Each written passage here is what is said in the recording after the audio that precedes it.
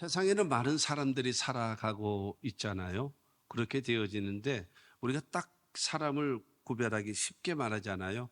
없어서 안 될 꼭 있어야 될 사람이 있고, 있으나 마나 한 사람도 있고, 있어서는 안 될, 없어야 될 사람도 있다라고 말하잖아요. 그거는 내가 선택하는 것이 아니에요. 내 언행이죠. 내 살아가는 삶의 모습이 꼭 있어야 될 사람인가? 있으나 마나 아무 영향력이 없는 사람인가? 아니면 없어야 될 사람인가? 그거는 여러분 내가 선택하는 것이 아니라 다른 사람들이 하나님께서 그리고 다른 사람들이 평가하는 것입니다. 평가받는 세상이다라고 하는 겁니다. 중요한 거는 우리가 주어진 권위로만 살아갈 것이 아니라 획득된 권위로 살아가는 거예요. 누구에게요? 하나님 앞에 획득된 권위, 사람들 앞에 획득된 권위, 이 권위 가지고 살아가는 겁니다. 이게 진정으로. 그래서 주어진 권위로만 횡포부리며 살아가서는 안 되고 사람들 앞에 존중이 여김을 받고 인정받으며 살아갈 수 있는 사람이 되어야 한다라고 하는 것이죠. 오늘의 말씀은 배경을 보게 되어지면 사사기 6장에 보면 이스라엘 나라에는요, 이 사사기서를 보게 되어지면 일정한 뭐가 있는가 하면 사이클이 있습니다. 사사를 통해서 평안해지고 복을 받고 모든 상황이 좋아지면 이스라엘 나라는 타락합니다. 타락하고 범죄해요. 우상을 섬기고. 그러면 하나님의 징계가 있고 하나님의 심판이 옵니다. 주변에 있는 나라들을 통해서 다가옵니다. 그래서 말할 수 없는 고통을 당하게 되어지면 이스라엘은 또 하나님을 믿는 그런 믿음을 또 가지고 있기 때문에 하나님께 회개하고 자복하며 살려달라고 하나님께 애원하고 기도합니다.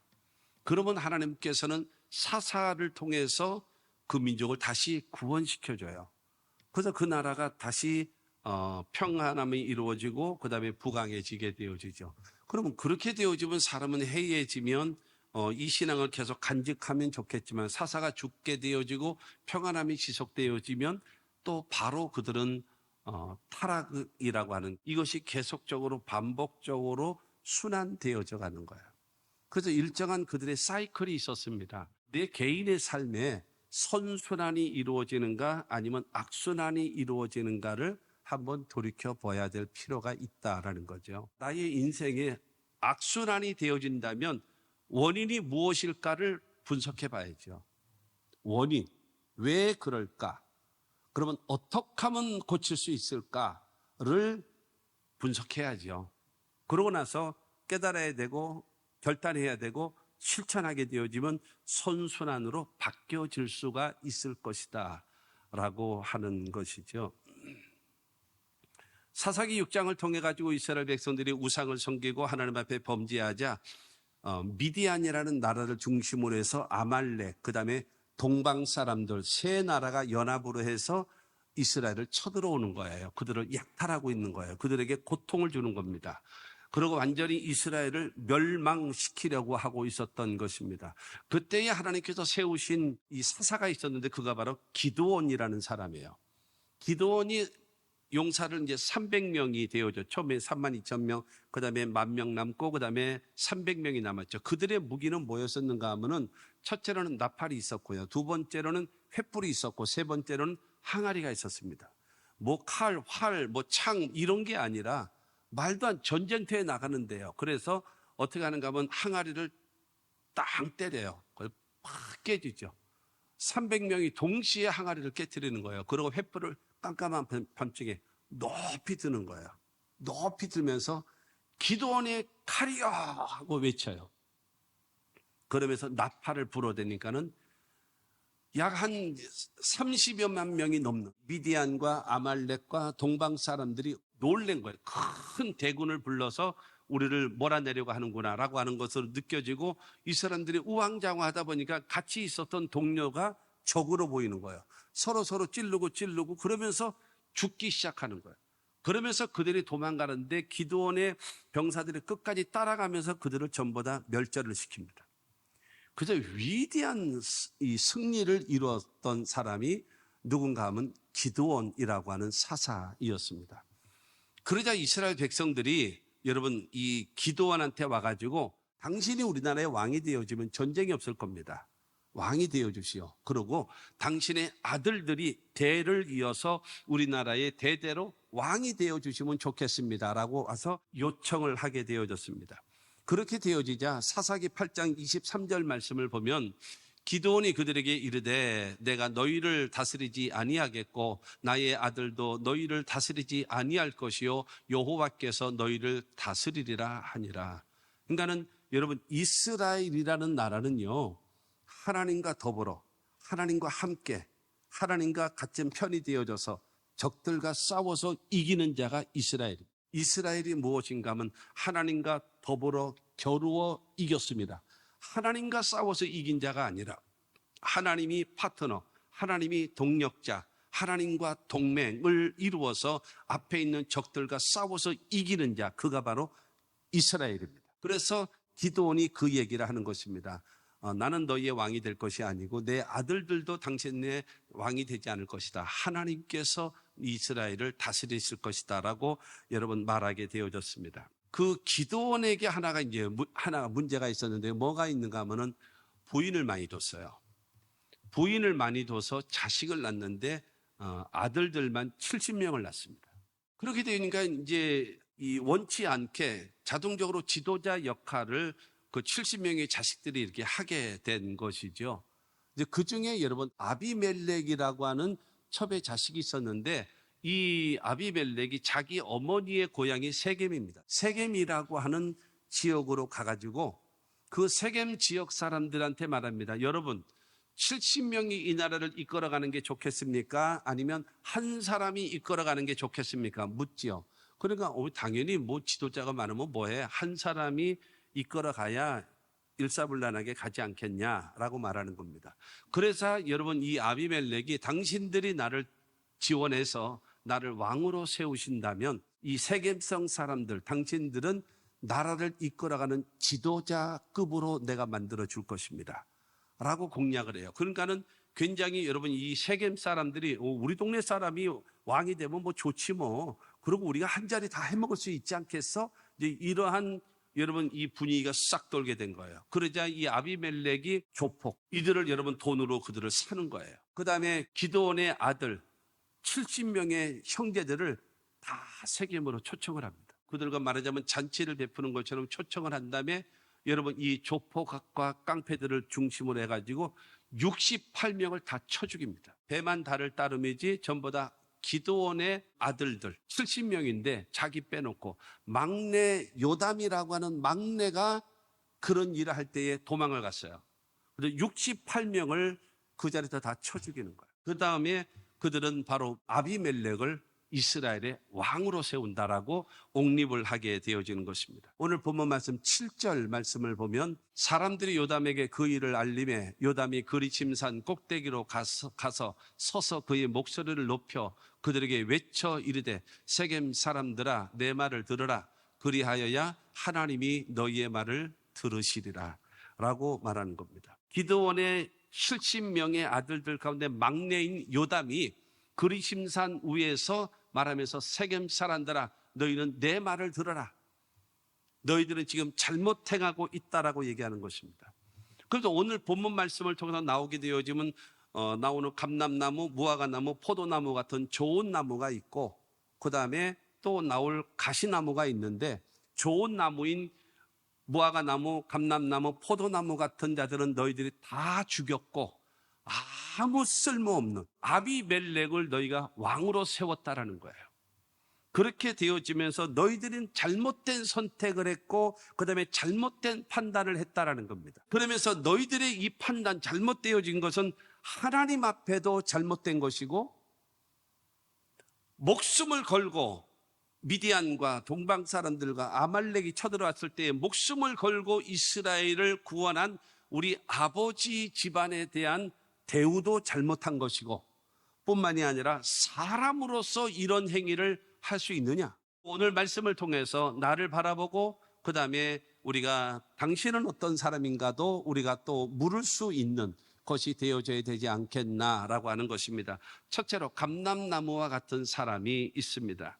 오늘 본문 말씀 8절과 9절 말씀 보면 하루는 나무들이 나가서 기름을 부어 자신들 위에 왕으로 삼으려 하여 감람나무에게 이르되 너는 우리 위에 왕이 되라 하며 감람나무가 그들에게 이르되 내게 있는 나의 기름은 하나님과 사람을 영화롭게 하나니 내가 어찌 그것을 버리고 가서 나무들 위에 우쭐대리어 한지라. 감람나무에게 우리 나무 나라의 왕이 되어 주시오라고 얘기하자 감람나무는 말하고 있는 것입니다. 나의 열매로 인하여 생겨난 이 기름은 하나님을 기쁘시게 한다. 그리고 사람을 기쁘게 한다. 하나님을 영화롭게, 사람을 영화롭게 한다. 나는 이 사명을 버리고 내가 나무들 위에 왕이 되겠냐? 나는 절대로 그럴 수가 없다. 나는 나무들 위에 군림하지도 않을 것이고 묵묵하게 하나님 앞에, 사람 앞에 그들을 영화롭게 하는 일에 쓰임받는 자가 되겠다라고 말하는 것입니다. 감람나무는요, 그야말로 중동 지방에서 많이 있는 나무 중에 하나예요. 땅이 좋지 않아요. 그럼에도 불구하고 꿋꿋하게 잘 자라요. 그리고 감람나무는 오래되면 오래될수록 열매를 많이 맺습니다. 많이 맺어요. 그리고 이 올리브를 통해서 여러분 생겨나는 것이 뭐예요? 올리브 기름이잖아요. 하나의 끝스름도 없는 깨끗한 기름. 그것이 바로 올리브 기름입니다. 최고의 기름. 이 기름은 하나님을 기쁘시게 한다. 왜? 성소를 밝히는 불이 되기 때문에. 그리고 하나님께 제사를 드릴 때에 이 제물 위에 기름을 발라요. 그 기름 바르는 기름이 바로 올리브 기름인 것입니다. 이것을 통해서 하나님을 기쁘시게 해요. 그렇기 때문에 내가 하나님을 영화롭게 하고 사람을 영화롭게 하는 내가 이것을 버리고 나무들 위에 왕이 되겠나? 나는 그렇지 않다라는 거예요. 나는 이 역할을 감당할 거다. 어떤 어려움이 와도 나는 언제나 열매를 풍성하게, 세월이 가면 갈수록 더 많은 열매를 맺어서 유익을 주고 기쁨을 주는 나무, 나는 이 역할을 감당하며 살겠다라고 얘기하는 겁니다. 그와 마찬가지로 이 감람나무와 같은 사람은 어떤 역경과 어려움 속에서도 여러분 더 풍성히 열매를 맺어서 하나님을 기쁘시게 하고 사람에게도 칭찬을 받는 사람이 어떤 사람인가 하면은 감람나무와 같은 사람이라는 겁니다. 히브리서 10장 38절 말씀 보면은 나의 의인은 믿음으로 말미암아 살리라. 또한 뒤로 물러가면 내 마음이 그를 기뻐하지 아니하리라 하셨느니라. 어려움이 와도 더위가 와도 추위가 와도 문제가 생기고 절망이 와도 뒤로 물러가지 않고 포기하지 않고 절망하지 않고 앞에 있는 표태를 향하여 나아가는 사람, 그 사람, 그래서 하나님을 기쁘시게 하고 사람에게도 칭찬을 받을 수 있는 그 사람이 누구냐? 감람나무와 같은 사람이다라는 겁니다. 자신이 깨어짐으로 기름을 만들고 그 기름이 하나님을, 그 기름이 사람에게 유익되어지게 만드는 그 역할을 감당하며 살아가는 것. 여러분, 이와 같은 사람이 누구냐? 감람나무와 같은 사람입니다. 두 번째로가 무화과 나무와 같은 사람입니다. 10절과 11절 말씀을 보면 나무들이 또 무화과 나무에게 이르되 너는 와서 우리 위에 왕이 되게 하라 하며 무화과 나무가 그들에게 이르되 나의 단 것과 나의 아름다운 열매를 내가 어찌 버리고 가서 나무들 위에 우쭐대리어 한지라. 무화과 나무를 찾아간 것이죠. 이 무화과 나무를 찾아가 가지고 당신이 우리나라의 나무 나라의 왕이 되어 주시오라고 얘기하자 무화과 나무는 말하는 것입니다. 내가 맺어진 열매는 아주 달고 맛있습니다. 그리고 나의 열매는 모든 사람들에게 유익을 주고 모든 것에 필요한 존재. 나는 이 아름다운 열매를 맺어서 사람들을 기쁘게 하는 일을 하는데 내가 이것을 버리고 나무의 나라에 가서 내가 왕이 되겠습니까? 나는 안 합니다. 이 무화과 나무는요, 잎사귀가 무성하거든요. 무화과 나무는 이렇게 손바닥처럼 넓은 잎사귀가 있어가지고 사람들에게 뭐를 주는가 하면 쉼을 주고 안식을 주고 그늘을 주고 평안함을 주는 것. 꽃이 피지 않고 열매를 맺는 나무가 바로 무엇인가 하면 무화과 나무입니다. 그렇기 때문에 겸손히 열매를 맺는 거예요. 그리고 이 무화과 나무는요, 특별한 하원이라든가 이런 데만 있는 것이 아니라 길가에 아무렇게나 있는 나무 중에 하나가 바로 무엇인가 하면 어디서든지 쉽게 찾을 수 있는 나무가 바로 무화과 나무인 것입니다. 그래서 사람들에게 유익을 주고 어디에서든지 겸손하게 열매를 맺어서 사람들에게 유익과 기쁨과 행복을 주는 나무, 그 나무가 무화과 나무다라고 말하고 있는 것입니다. 여러분, 우리들이 이 세상을 살아가게 되어지면서 사람과 사람과의 관계 속에 살아가는데, 무화과 나무 같은 사람은 유익을 주고 평안함을 주고 여러분 화목을 주고 서로 안식을 주는 나무가 바로 무화과 나무 같은 것입니다. 잠언서 3장 3절과 4절 말씀을 보면 인자와 진리가 내게서 떠나지 말게 하고 그것을 내 목에 매며 내 마음판에 새기라. 그리하면 내가 하나님과 사람 앞에서 은총과 기중이 여김을 받으리라 말씀하세요. 인자라고 얘기하는 것은 너그러운 마음, 품어주는 마음, 기다려주는 마음, 이게 인자라고 할 수 있습니다. 진리라고 하는 것은 법입니다. 원칙입니다. 흔들림이 없는, 진리는 흔들림이 없지만 여러분 사람들을 품어주고 이해해주고 기다려주고 여러분 그들과 함께 해주는 인자함을 내게서 떠나지 말게 하라. 그것을 내 목에 매라.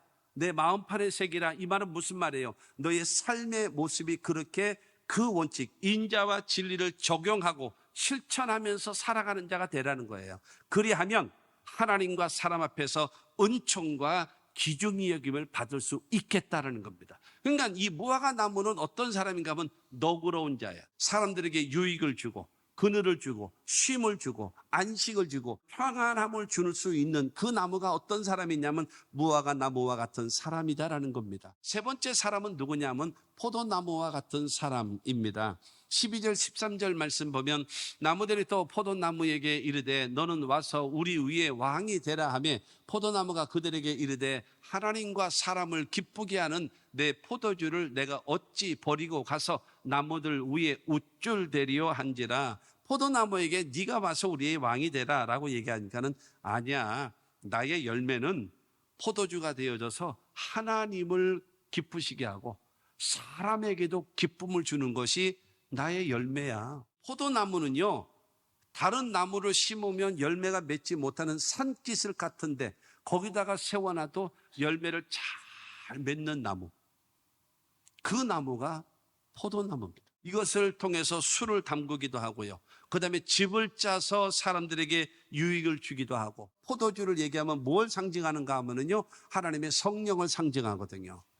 그렇기 때문에 중요한 거는 내가 맺어지는 이 열매는 하나님의 쓰임받는 일꾼이 되어지고 그 다음에 사람들에게도 기쁨을 줄 수 있는 그것이 나의 역할이다라는 거예요. 술 취하지 말라, 이는 방탕한 것이니 오직 성령으로 충만함을 받으라 하시는 말씀과 같이 하나님의 성령의 인도함을 받는 그 사람들은요, 갈라디아서 5장 22절 23절 말씀을 보면은 오직 성령의 열매는 사랑과 희락과 화평과 오래 참음과 자비와 양선과 충성과 온유와 절제니 이 같은 것을 금지할 법이 없느니라. 여러분, 하나님의 성령의 인도하심을 받으며 살아가는 사람은요, 하나님 앞에 사랑과 희락과 화평의 열매를 맺고 사람들 앞에는요 오래 참음과 자비와 양선의 열매를 맺고 내 자신 앞에는요 충성과 온유와 절제의 사람으로 내 자신이 하나님 앞에, 사람들 앞에, 내 자신 앞에 변화된 삶을 살아갈 수 있게끔 해주는 것이 무엇인가 하면 세술에 취한 하나님의 사람이라는 거예요. 포도나무와 같은 사람은 무엇인가 하면 하나님을 기쁘시게 하고 사람에게도 여러분 기쁨을 줄 수 있는 포도나무다라고 말씀하고 있는 것입니다. 그러므로 저와 여러분들은 바로 이 포도나무와 같은 성령으로 충만한 하나님의 사람들이 되시기를 주님의 이름으로 축원합니다. 하나님 앞에, 사람들 앞에, 내 자신 앞에 전혀 부끄러움 없이 예수 닮아가는, 인간의 의지로 되는 것이 아니에요. 인간의 결단으로 되는 것이 아니에요. 하나님의 성령의 지배를 받으면, 하나님의 성령이 나를 도와주시면 나의 인격이 변화되어지고 신앙이 변화되어지고 나의 인생이 변화되는 역사가 나타나게 된다는 사실을 믿게 되기를 주님의 이름으로 축원합니다. 네 번째 나무가 가시나무와 같은 사람입니다. 14절 15절 말씀을 보면은 이에 모든 나무가 가시나무에게 이르되 너는 와서 우리 위에 왕이 되라 하며, 가시나무가 나무들에게 이르되 만일 너희가 참으로 내게 기름을 부어 너희 위에 왕으로 삼겠거든 와서 내 그늘에 피하라. 그리하지 아니하면 불이 가시나무에서 나와서 레바논의 백향목을 사를 것이니라 하였느니라. 나무들이 가시나무에게 와서 네가 왕이 될래? 라고 얘기했더니 그래 내가 너희들의 왕이 될게 라고 말하는 겁니다. 그러면서 말하기를 가시나무가 그들에게 말하고 있는 것입니다. 너희가 참으로 내게 기름을 부어서 너희 위에 왕으로 삼으려면 내 그늘에 피하라. 내 지시에, 내 명령에 따르고 순종하는 자가 되라고 말씀하십니다. 가시나무는요, 열매가 없습니다. 가시나무는요, 사람들에게 쉼과 안식과 평안함을 줄 수 있는 잎사귀가 없기 때문에 그늘이 없습니다. 열매도 없고 그늘도 없고 잎사귀도 없습니다. 아무 쓸모 없어요. 하나님을 기쁘시게 하는 것도 없고 사람을 기쁘게 하는 것도 없고 유익된 것이 없습니다. 15절 말씀에 보게 되어지면 내 그늘에 피하라. 그리하지 아니하면 불이 가시나무에서 나와서 레바논의 백향목을 살을 것이니라 말씀하고 있어요. 가시나무는 어떤 나무라고요? 정말로 볼품도 없고 쓸모도 없고 제목으로도 관상수로도 전혀 그늘도 없고 잎사귀도 없고 꽃도 없고 열매도 없는 이 나무가 내 밑에 와서 내 말에 복종하라는 거예요. 그리하지 아니하면 불이 가시나무에서 나와서 레바논의 백향목을 살을 것이다라는 겁니다. 그러나 나무의 왕이 뭡니까? 백향목입니다. 백향목은 나무의 왕 중의 왕이 백향목입니다. 이 백향목의 특징이 있습니다. 뿌리가 깊어요. 삐뚤게 자라는 것도 없이 똑바로 자랍니다. 뿐만이 아니라 이 백향목은요, 사계절 변함이 없는 상록수입니다. 그리고 말 그대로 백향, 향이 있는 나무이기 때문에 그 나무에는요, 한 마리의 벌레도 없습니다. 깨끗한 나무. 그렇기 때문에 나무의 왕 백향목입니다. 가장 쓸모없는 가시나무가 가장 아름다운 백향목을 살라버리겠다라는 거예요. 왜 살려버리느냐? 내 말에 복종하고 나를 따르지 아니하면 내가 죽여버리겠다라는 거예요. 여러분, 이 존재가 가시나무입니다. 자기 주제도 모르면서 자기가 왕이 되겠다라고 말하는 거예요.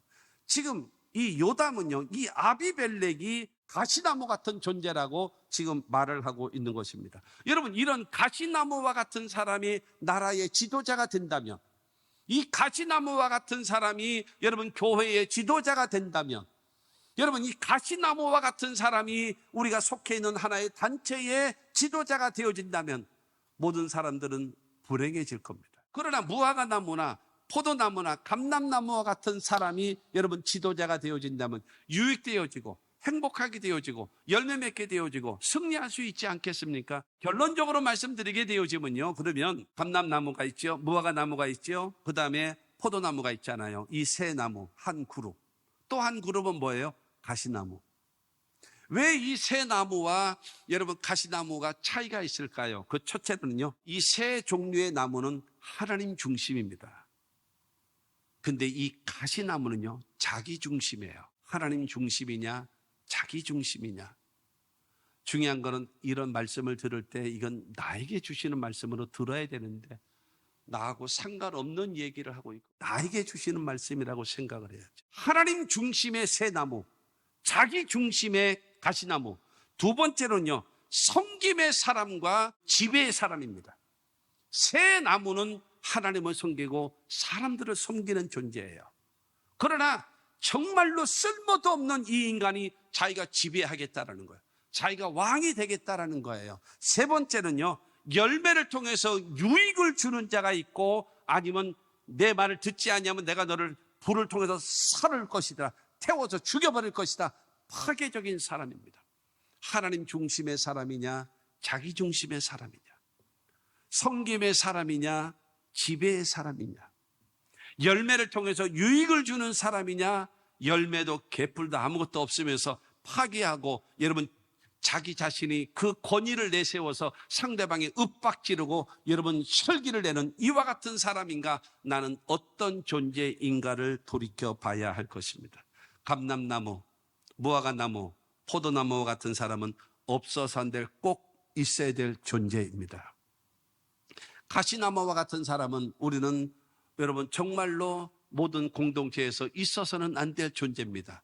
그러나 그 사람이 변화되는 방법은 뿌리가 잘라지고 윗가지가 잘라지고 가시가 제거되어지고 껍질이 제거되어지고 그 다음에 물기가 말라서 하나님 앞에 쓰임받는 여러분 도구가 되어지시며, 여러분 그야말로 하나님께서 인정하시는 아름다운 하나님의 일꾼으로 변화될 줄로 믿습니다. 그러므로 하나님과 교회와 가정과 내 자신 앞에 여러분 없어서 안 될, 꼭 있어야 될 존재로 삽시다.